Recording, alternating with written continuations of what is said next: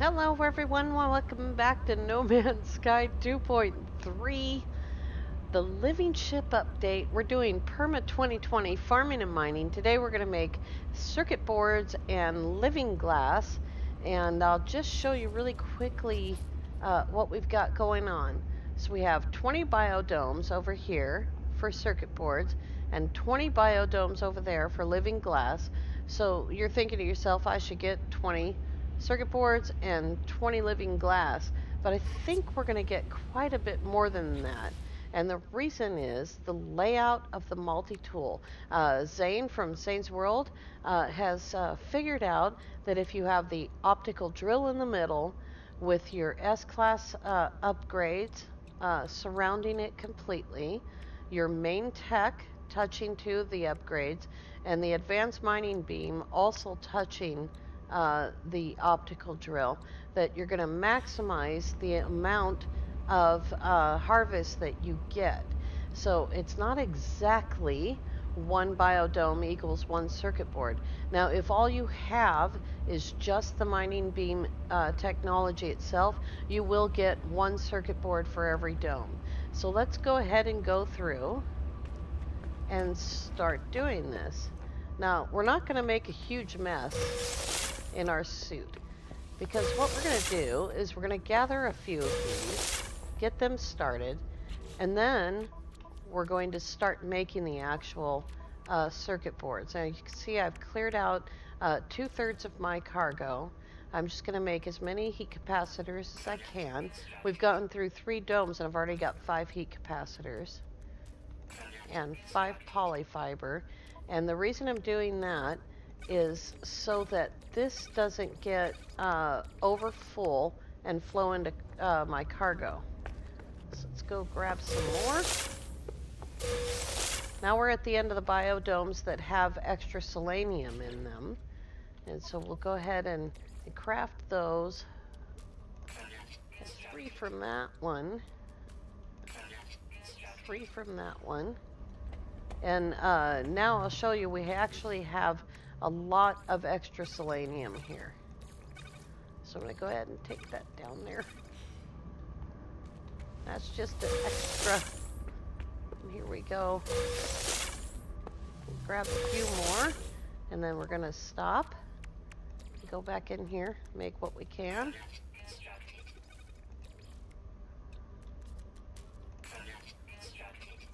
Later on, you'll see why we need that much room when we're doing the living glass. It takes a lot of glass.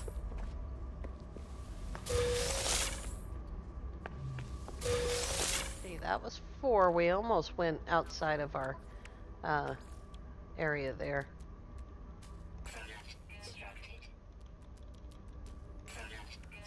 Okay.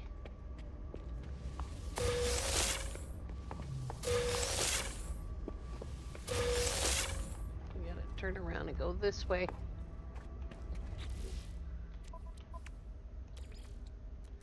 And the reason why I'm not completing the circuit boards is because then I would have to go do this anyway, so I may as well have them set up to be made. Takes a little extra time in permadeath, takes a little extra room. It literally takes, you know, 5 times the amount of space.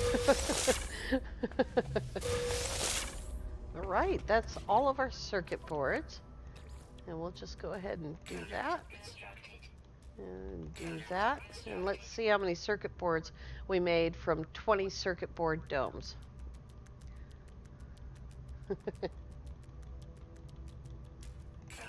34 of them. That's impressive. 34 circuit boards. I'm going to drop those all on the ship. And now we're going to start living glass. And we'll go ahead and grab a couple of those. And then we'll start building living glass. So we're going to go down here to lubricant. We got 3. You need 5 glass per lubricant. So I'm going to make 15 glass. Even though I could probably make more than 15. and then we'll do the living glass in a minute. Might have to do that to clear glass. We'll see. There's 3. Oh, we overflowed. Nope, not quite. Almost.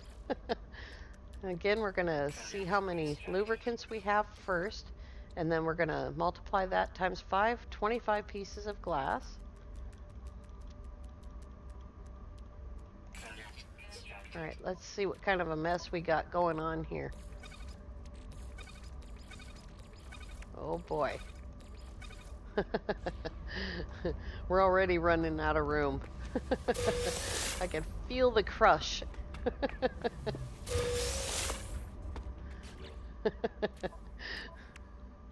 All right. Lubricant is 4 times 5 is 20. It's 20 pieces of glass.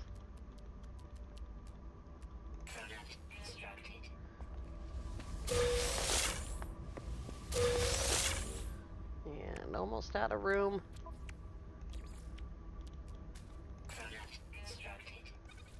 It's 3 of them. Now, the reason that I'm doing this is so that I don't make more glass than I need. So I'm making the lubricant first and then the glass, and then I'll have leftover frostwort.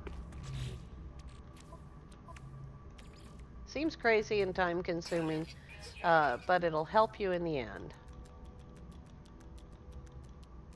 Here we go. Probably just have a ton of frostwort left over now.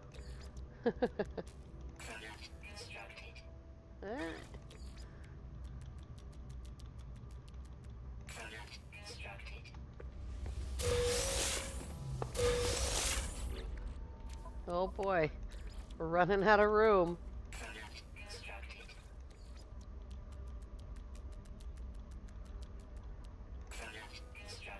Alrighty, let's move some of that to the starship. I know it's all extra frostwort at this point. Let's see, we have a handy exit right there if we need to. See if I can get 3 in there. Oh, just barely. There's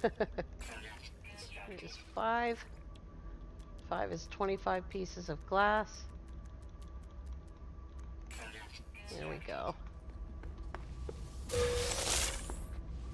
All right, last 2. And that's 3, so we need 15. All right. Now let's see how many living glass we can make. I don't know what the answer to this is. I knew with the circuit boards. 34 exactly. All right, that worked perfectly. Now, as you can see, if I had just made the glass based on how much frostwort I had, I would have a ton of glass. Too much. All right, let's go to storage with all of this. I'm going the wrong way.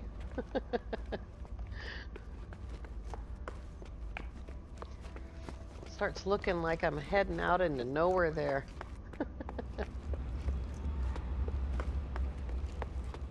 Alrighty. Now as you can see, we have a severe, huge amount of frostwort, and I am going to have to do something different with the frostwort here, I think. Put that in there. See if that's 1 more, and then we'll drop the gamma weed in, and that teeny tiny bit of leftover facium. It takes 400 gamma weed to make the lubricant, so we have that little bit of facium left over. All right, now we have to decide what we're gonna do with all of that, because tomorrow we're going to be using all of this to make stasis devices. And what I usually do is I'll have a container specifically for the bits and pieces that are sort of the beginning manufacture of stasis devices. And I think I'll go ahead and drop that in the ionized cobalt, as we're going to be using that. So it looks like we need enough stuff to make 34 stasis devices.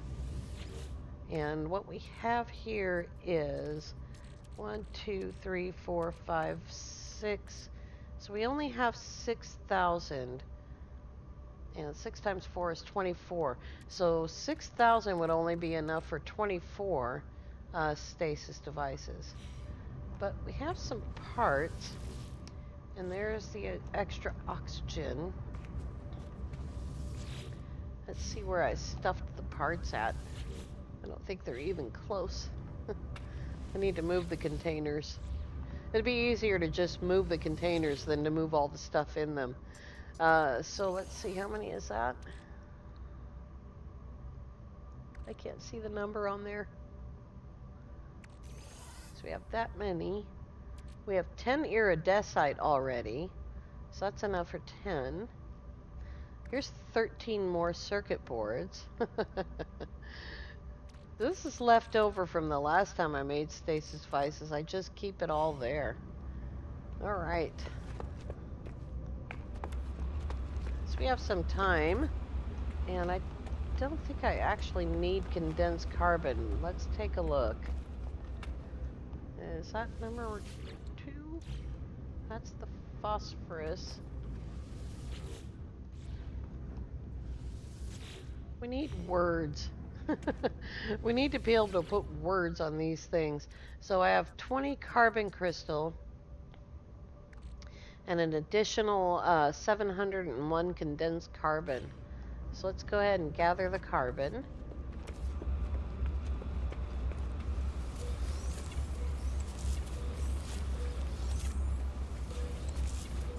Ah, I'm gonna fall. Told you I wasn't good at doing this with it on my left.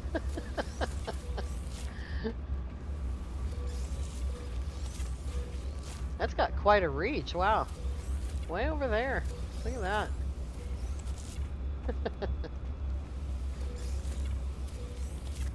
We got a couple more here. Alright. That's quite a bit of carbon. If I combine them all with oxygen, I'll get the same amount of condensed carbon out of that. It's quite a bit, actually.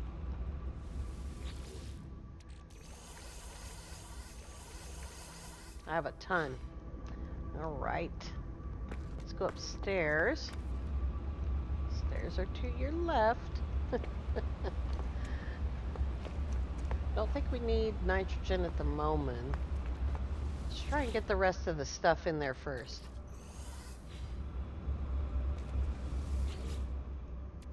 And oh, that's the one that I was on. There we go.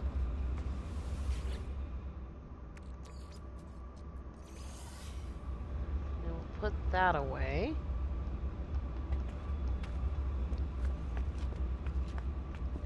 I gotta do this constantly until I remember where everything is. That one's completely full. That's those. Junk drawer. Ferrite. Food. You see, I only need one container for the nutrient processor.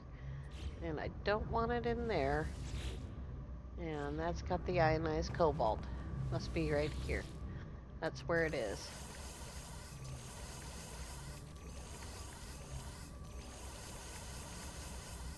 Alright. We have a couple more things to collect for tomorrow.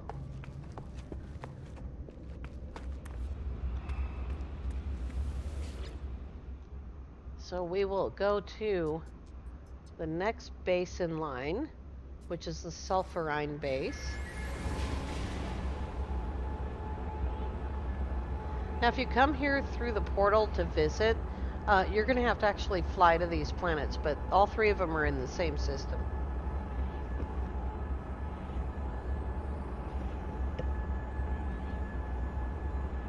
So I'm really pleased with that. That we're going to get 34 stasis devices out of only 40 domes, 20 domes each.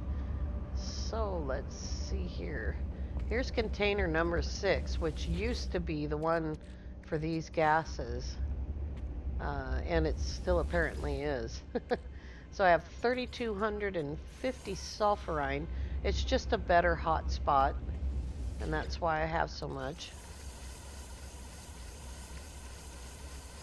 And we'll see how much we have. 1, 2, 3, 4, 5, 6 again. And I doubt that we need phosphorus, so I think I'll leave the phosphorus there. Now we will go to the hardest one, the radon planet. I spent probably 2.5 hours trying to find better hot spots, a better location for this radon base. It has storms almost constantly, and the base itself is in the midst of hills, and it's quite rough.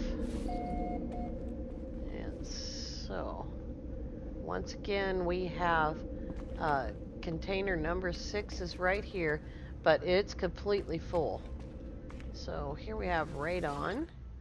And in the end, I got 4,750, which is great. But it was a lot of work to do that.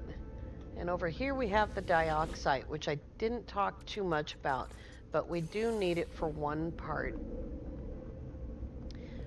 And now we have all that stuff.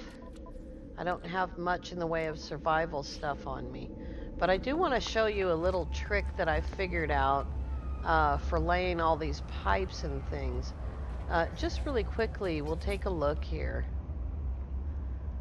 When I originally ran this line out there, it's pretty far.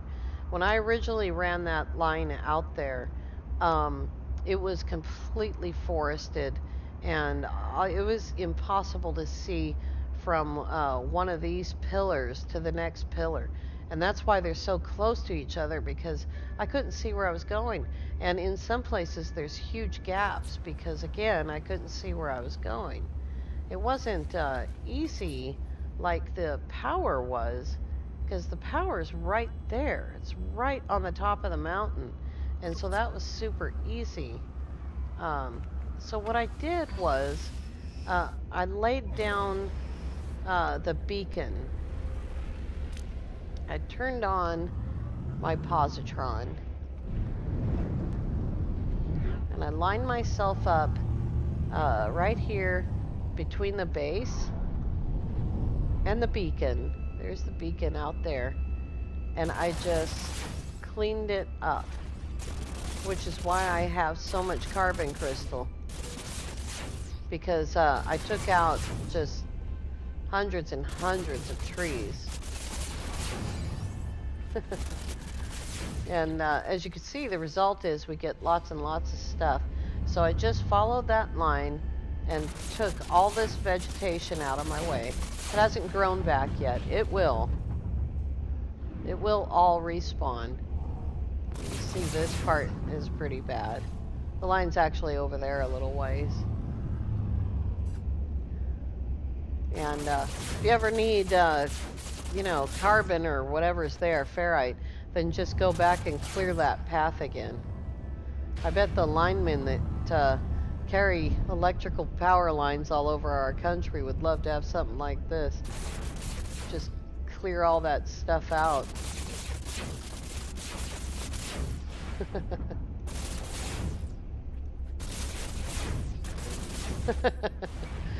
So that's a good source of carbon and ferrite for you. Here comes the first storm. Now I gotta put all that away too.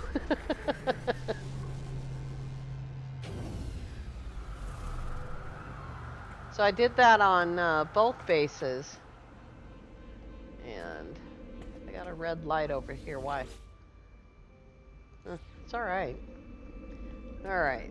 Let's go back and put all this stuff away. back to the nitrogen base.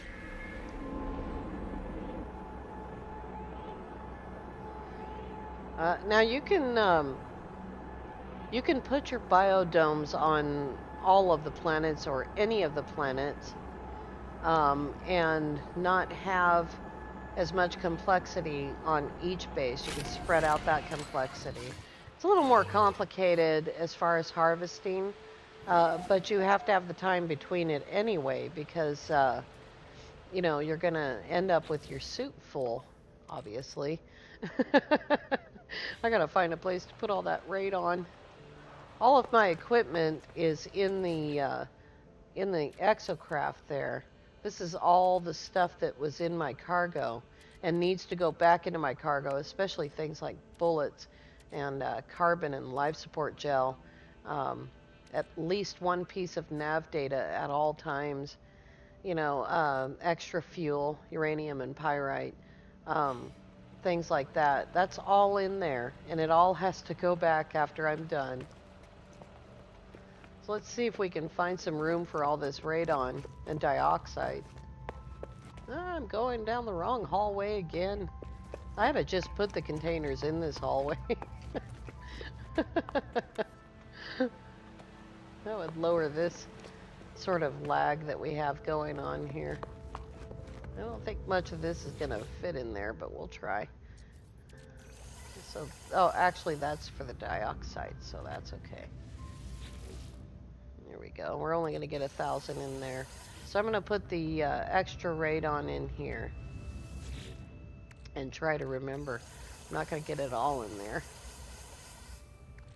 2 more. I'm left with 750 radon. It'll fit right there. Trying to keep this down to as few containers as possible. When you're making a lot of stasis devices all at once and you need all of this stuff at the same time, it's kind of rough, which is why I normally make the stasis devices in bits and pieces. And God, I guess I could color code them. Maybe that would help. There's the bits and pieces.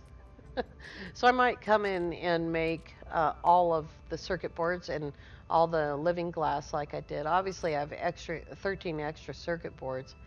Or, I might come in and make all the cryo pumps or all the superconductors and then come back to it later. Just for the purpose of reducing the amount of stuff that I have in storage. And so I've got, 4 containers completely full of stuff for just stasis devices alone, which is a lot. It's a lot of stuff to carry in permadeath. And so I'm only doing it this way to show you how to make the stasis devices. Otherwise, I wouldn't have any of these containers full of that stuff. It'd all be full of just parts. All right, you guys. When we come back tomorrow, we will make some stasis devices. I want to thank you all so much for coming along. We will see you tomorrow. Have a great day.